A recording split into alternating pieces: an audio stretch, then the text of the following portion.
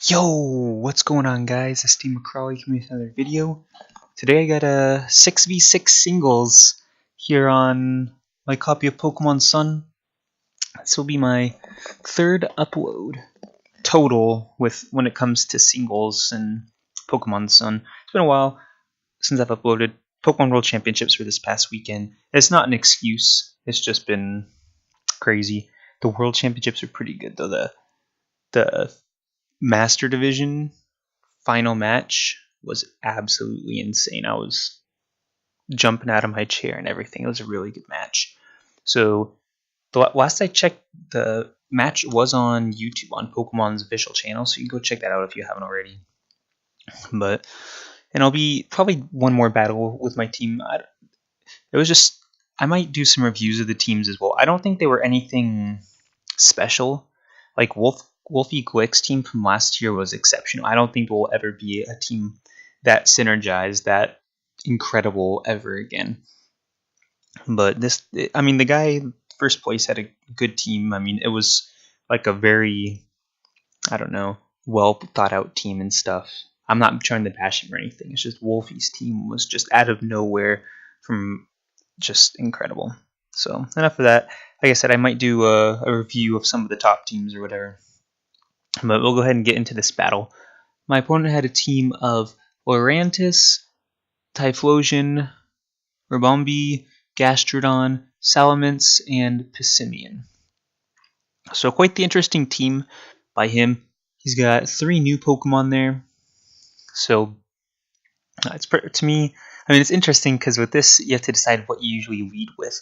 And that's usually like a hazard setter like Stealth Rock or Spikes, or maybe even a Pokemon with some sort of speed control or whatever. But I decided to go with my Tapu Koko here just because he has nothing to hit me with. There are no poison types here, and he has a ground type, but that's about it. So Tapu Koko is a really good start here, just because he has nothing to deal with me, nothing that will resist. Well, even if he sends out the Gastrodon, I could still go into a Fairy type move. So let's go ahead and get this battle started. And Tapu Koko does have the correct item this time. It will be Life Orb instead of Electric Seed. And my opponent ends up leading with Lurantis. And at first I was like, is this thing part Fairy or Fighting or anything? But it's just Grass, which is what I thought. So I'm pretty much free to go for an Electric type move here. But I go for a Thunder Wave. I didn't know if he'd switch out or not. And I feel like this is just a safe move to go for. It does have the chance to miss, but just figured I'd go for it. And we do see a Sunny Day. I was like, okay, this thing's got to have some sort of... I don't think it has Chlorophyll. I think it has some ability that increases its attack in the sun or something. I don't know. But after he was paralyzed, I'm like, oh, he might switch out. But I'm going to go for the Volt Switch. So you do see I do take the Life Orb Recoil. So I go into Arcanine here, predicting some sort of... grass type move to come out since it's a grass type Pokemon and it would have been neutral. Plus it's physical, so I'm going to get the Intimidate off. And we see Solar Blade and I was like, that's right. Pretty much Solar Beam, but physical. I believe it's base 120 as well. So it's going to be resisted and he's going to be at -1. So you're going to see I'm going to eat that up very nicely, even though I'm offensive. I have no defensive investment here. So he's going to bring in his Salamence, which is going to be a good switch. It is going to get the Intimidate on me, and I am also a physical attacker. I just went for Flare Blitz. I wanted to get that thing out of the way if I had the chance. Plus, it's sun boosted. You see, it does 50% even though it's resisted. Because with Stab and the sun boosting, it actually does more damage than if it would have been neutral outside of sun. So I knew I would have been outsped there. So I go into Tapu Koko predicting a Dragon type move, and we do see the Z move here. And that's Supersonic Sky Strike, actually. So I was surprised. It's not too surprising that he went for the Z move there because he probably wouldn't have had another chance to use it. He had to knock me out, or he would have been knocked out himself. So still a good switch because it is going to be resisted. It is going to do a lot of damage. That's what Z moves do, lots of damage. So he's going to withdraw his Salamence here. And he's going to go into his Typhlosion, which is going to resist a potential Fairy type move. So it was a good switch on his part. and at the same time, I didn't really have a reason not to go for Dazzling Gleam. Well, I mean, at the same time, a Thunderbolt probably would have done the trick because it would have been terrain boosted. But no need to risk anything. I'm ahead at this point, so at this point, I'm just going to play smart. So I'm going to bring in my Slowking here, maybe an Eruption or something, but he actually goes for a Rollout. I was like, okay, that's perfectly fine. You're going to be stuck in Rollout against this bad boy. I was thinking about switching out my Tangrowth here, and like just saying it would have been doing 0 damage, my physical wall, and it would have been resisted. But here I'm like, I can go for some Scald. I also have Slack Off. I can heal it all off. Even if I switch out, Regenerator will take care of it. So not going to knock him out with Scald, but still enough damage. I mean, one more rollout's still not going to do anything to me. So I'm in a good position with this thing. He can't switch out either. So I actually end up avoiding here, which doesn't really matter because if he sends out something that threatens my Slowking, I can just switch out and Regenerator would heal me all the way back up. So with leftovers, I'm pretty much at full health anyways.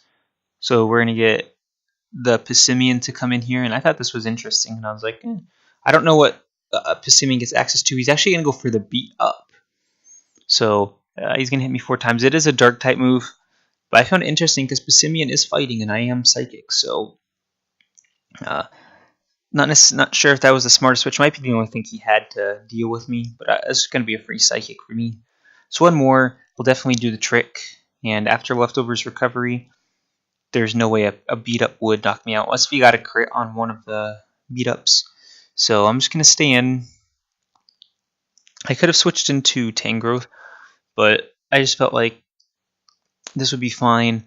Psychic would finish him off. Regenerator would heal up a lot of the damage. So it's going to be 2 knockouts for Slowking here, coming in clutch with the super effective stab.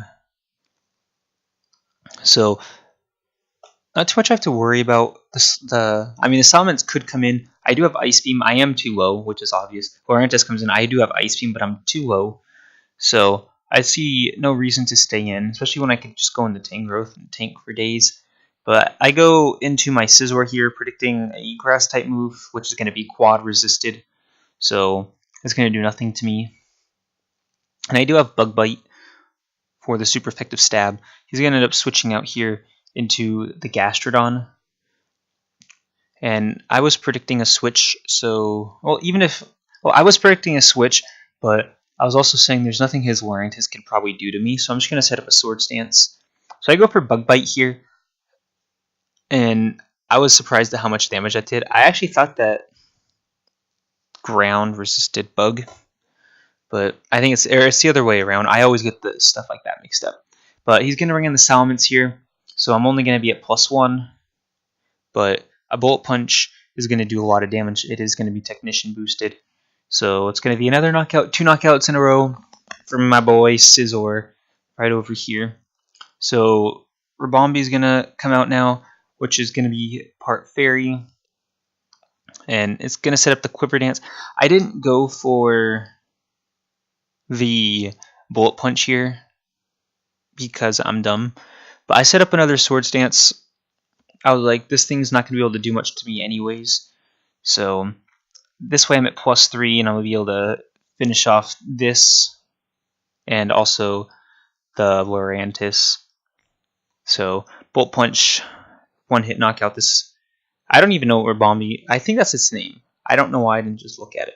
But Lurantis is going to come out, and I'm just going to go for the Bug Bite. +3 super effective stab, Technician boosted. Goodbye. So Scizor coming in clutch, 4 knockouts there at the end. I used what? All of 3 Pokemon? 4 Pokemon. I didn't touch Hydreigon or Tangrowth in that one. But like I said, my opponent didn't really have that much to threaten a lot of my team. So pretty clean battle. The Swords Dance setup was pretty good. I guess in team preview I should have taken a look to see, okay, what Pokemon on my team has the potential to sweep a whole bunch of his. And you could see that the Scizor, besides Typhlosion, Scizor pretty much wrecks his entire team. even against Passimian, +2 bullet punch would probably pick up a knockout or 2 knockout, or it would be a 1-hit knockout or a 2-hit knockout. And as we saw, Rabombi, Lurantis, and then with the Salamence being hurt and everything. So I didn't do that in Team Preview, but now I know a little bit better to kind of take a look and see, okay, what Pokemon has the potential to pick up a whole bunch of knockouts. I mean, Hydreigon did as well. Earth Power could have picked up knockout on Typhlosion, Flamethrower on Lurantis, Draco Meteor on Salamence. So kind of things that I can look for and just say, okay, how can I play this to beat my opponent? So pretty short battle, but I still learned a few things. I feel like I played pretty well as well. I learned a little bit about the damage as well.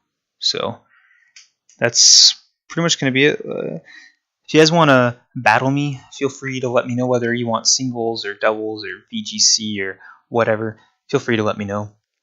But that's going to be it for this video. Hope you guys enjoyed, and I'll see you guys next time.